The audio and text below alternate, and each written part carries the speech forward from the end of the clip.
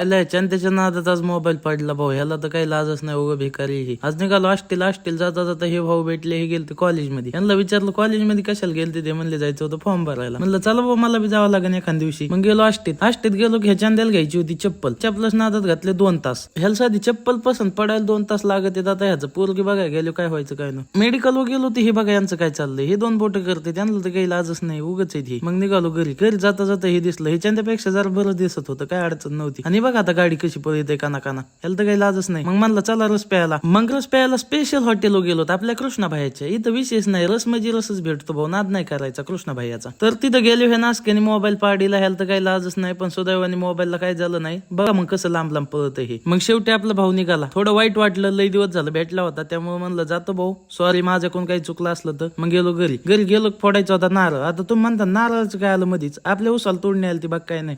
मग नारळ मस्त फोडला की झालं चालू ऊस तोडायला. चला मग आपण भेटू उद्याच्या ब्लॉग मध्ये.